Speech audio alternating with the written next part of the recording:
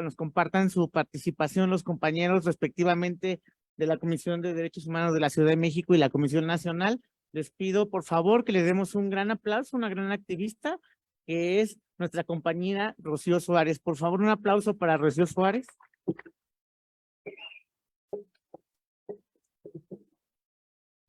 Primeramente quiero agradecer a la diputada María Clemente por la invitación, agradecer la presencia de ustedes, compañeras, compañeros que están aquí. Es muy importante su presencia el día de hoy. Y fíjense que seguramente ya escucharon a varios de las participantes que coincidimos en algunas cosas. Coincidimos en dos indicadores básicos. Coincidimos, creo que incluso en la propia comunidad trans, con el indicador de que México es el segundo país con la menor cantidad de muertes de personas trans. Coincidimos con el indicador de que el promedio de vida de las personas trans asesinadas ronda los 35 años. Esos son dos indicadores que generalmente los vamos a escuchar en muchos foros que tienen que ver con los temas de derechos humanos. Pero, oh sorpresa, estos indicadores no hablan de la vida de las personas trans. Estos indicadores hablan de la violencia y de la muerte.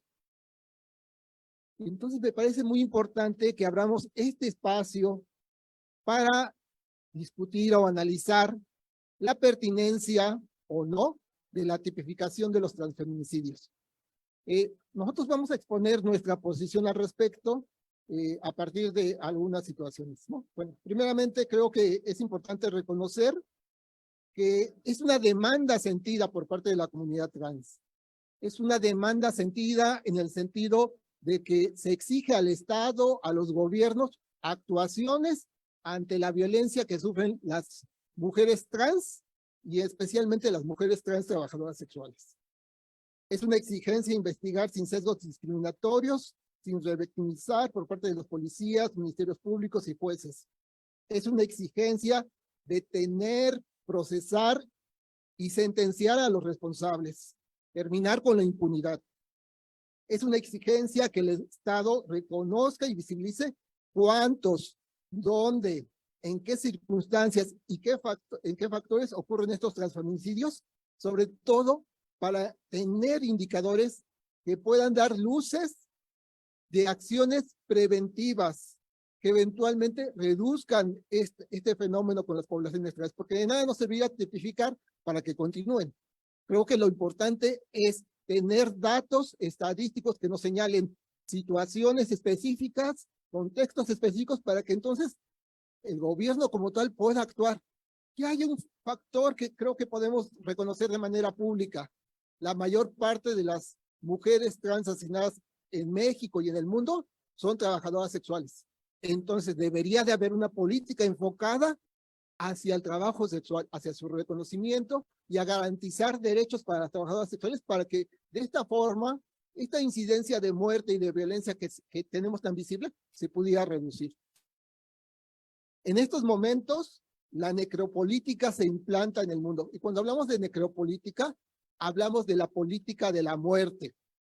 Hablamos que hay políticos en México y en el mundo que señalan que hay vidas que importan más que otras, que hay vidas que valen más que otras, que hay personas que tienen más derecho que otras, que hay personas que tienen derecho a gozar de más oportunidades que otras. Eso es la necropolítica. Y hemos escuchado estos discursos en frases como las que ya conocemos, como las frases que dicen que las mujeres trans no son mujeres, que los hombres trans no son hombres y que las personas no binarias no existen. Por ello, nuestra posición en el sentido de las muertes violentas de mujeres trans es en el sentido de que se debe investigar desde la figura de los feminicidios. Las mujeres trans son mujeres y por ello deben investigarse bajo esta figura. De lo contrario, le estaremos dando la razón a los discursos de odio y que niegan que las mujeres trans son mujeres. Ahora, ¿es posible incluir las muertes violentas de mujeres trans en la figura del feminicidio? Es una pregunta que nos tendríamos que hacer. Y en ese sentido creo que ya hay elementos a nivel internacional y a nivel local que nos señalan esto. Uno de ellos, ya lo comentaba la compañera Natalia, es la resolución de la Corte Interamericana de Derechos Humanos que condenó a Honduras. Fíjense la importancia de esta resolución. Condenó a un país por la muerte de Vicky Hernández, una mujer trans, una mujer trabajadora sexual y defensora de derechos humanos. Este tribunal reconoció que se ejerció contra Vicky una violencia a partir de su identidad de género y expresión de género, y señaló que Honduras resultó ser responsable por la violación a los derechos al reconocimiento a la personalidad jurídica, a la libertad personal, a la privacidad, a la libertad de expresión y el incumplimiento, además, de los capítulos 7 de la Convención Interamericana para prevenir, sancionar y erradicar la violencia contra la mujer.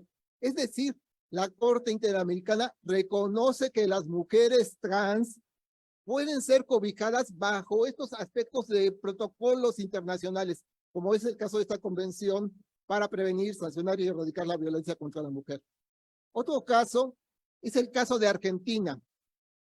En el 2012, Argentina promulga la Ley de Identidad de Género, la Ley 26.743, y ese mismo año promulga la reforma al Código Penal en la Ley 26.791, que incorpora la figura del femicidio, como le llaman en Argentina, y el agravante en casos de homicidio por odio, y en especial por identidad de género o su expresión. Y en el año 2018, también ahí en Argentina, el Ministerio Público Fiscal publica un protocolo para la investigación y litigio de casos de muertes violentas de mujeres, como le conocen los femicidios, a cargo de la Unidad Especializada en Violencia contra las Mujeres. Y este protocolo dice, en el apartado 1.2, objetivos del ámbito de la aplicación, en el párrafo 2, señala de forma textual, el protocolo debe aplicarse ante la muerte de una o varias mujeres. El término mujer está referido a todas las personas de género femenino, en los términos de la ley 26.743 de identidad de género, considerando a las personas de identidad o expresión de género femeninas, independientemente del sexo asignado al nacer y de sus registros identificatorios. Esto incluye a mujeres trans, travestis, transexuales y transgénero. Es decir, Argentina reconoce que la muerte violenta de mujeres trans, transgénero, travestis, puede caber dentro del ámbito de los feminicidios. Y así lo reconoce en este protocolo. También en el caso de la Ciudad de México, a nivel de México, tenemos que también reconocer la resolución de la Suprema Corte de Justicia, que señala que toda muerte violenta de mujeres debe de investigarse como feminicidio. Es un precedente importante para esta figura. Y hay que reconocer las experiencias que en la Ciudad de México se están realizando. A partir de una manifestación que tuvimos el año pasado, el día 2 de junio, el Día Internacional de las Trabajadoras Sexuales, se abrieron algunas mesas de trabajo con diversas dependencias, entre ellas la Fiscalía de la Ciudad de México. Hemos tenido 2 o 3 reuniones al respecto y de estas reuniones tenemos alguna información. Una de ellas es que la Fiscalía General de Justicia de la Ciudad de México está realizando un registro de casos de transfeminicidios. No hay ninguna ley que obligue a la Fiscalía a tener este registro. Sin embargo, lo está haciendo. Entonces podríamos acudir a la Fiscalía para empezar a preguntar cuántos registros de transfeminicidios tiene. La Fiscalía lo está haciendo. Hay otras instituciones que tienen ya registros de personas trans, aun cuando la ley no se los obligue. La Clínica Condesa. Sabemos que para Sencida solamente existen hombres y mujeres. Lo podemos ver ahí, ¿no? Y HCH, como de repente los denominan, pero no hay otro. La Clínica Condesa tiene datos desagregados sobre hombres, mujeres trans y personas no binarias. Entonces, las instituciones pueden generar estos datos. Un ejemplo es lo que le decía de la Fiscalía. Actualmente con la Fiscalía empezamos a revisar cómo es que van a empezar a documentar los transfeminicidios y cómo los van a hacer visibles. Porque a nosotras nos parece importante que se visibilice la violencia hacia las mujeres trans, hacia los hombres trans, hacia las personas no binarias, para entonces generar estas políticas públicas que contribuyan a que esta violencia disminuya. Actualmente, por ejemplo, la Fiscalía nos mostró el Atlas de Feminicidios, un registro en mapa donde aparecen tipificados los lugares donde se cometieron los feminicidios. Y la idea es que dentro de estos feminicidios se agregue la información que tiene que ver con los transfeminicidios. De la misma forma, ya existen sentencias de feminicidios para el caso de mujeres trans. Y esto entonces implica que sí hay este reconocimiento legal a su identidad de género. Nosotras, en conclusión, quisiéramos proponer lo siguiente. 1. ¿Es posible considerar a la muerte violenta de mujeres trans dentro de la figura penal del feminicidio? Hay que quizás agregar algunas reformas para señalar algunas cuestiones como muy puntuales.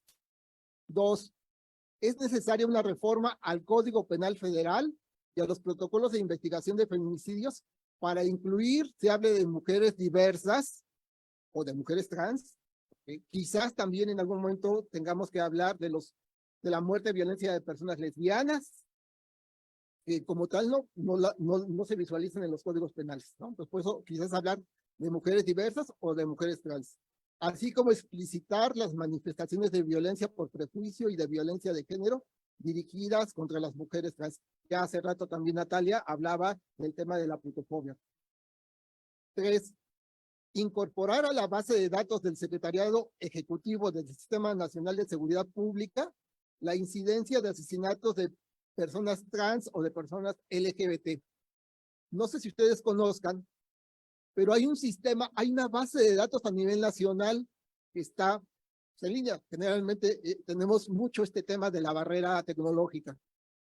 Pero si consultamos en esta base de datos, al día podemos saber cuántos secuestros están identificados, cuántos robos de automóviles hay, cuántos robos con violencia, cuántos feminicidios hay. Entonces, nosotros por eso proponemos que en esta base de datos del secretariado pudiera haber estos datos sobre el tema de muertes violentas de personas trans o personas LGBT. 4. Proponemos proyectar el levantamiento de alertas de violencia de género para mujeres trans con el objetivo de implementar acciones desde los gobiernos estatales y locales para prevenir y reducir la violencia por prejuicio y la violencia por género. Hay una alerta de género que se aplica para el caso de mujeres cis. Y entonces esta alerta de género implica que se levanten una serie de acciones desde los gobiernos municipales y estatales.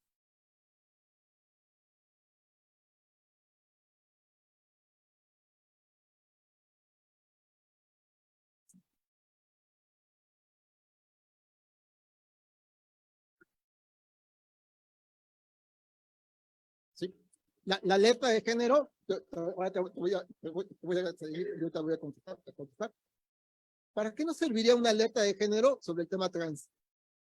A ver, dígame cuáles son los estados que mayor cantidad de asesinatos tienen. Chihuahua, Veracruz, Guerrero, el Estado de México y la Ciudad de México, ¿vale? Entonces, nos podemos preguntar bajo un tema de alerta de género. A ver, 5 estados. Vamos a poner los 32 estados. ¿Qué estados reconocen la identidad de género? Más allá de, estamos cerca de 20, ¿no? Hay 12 que todavía no. 20. ¿Cuántos estados tienen una política pública de acceso a la salud para las personas trans en el país?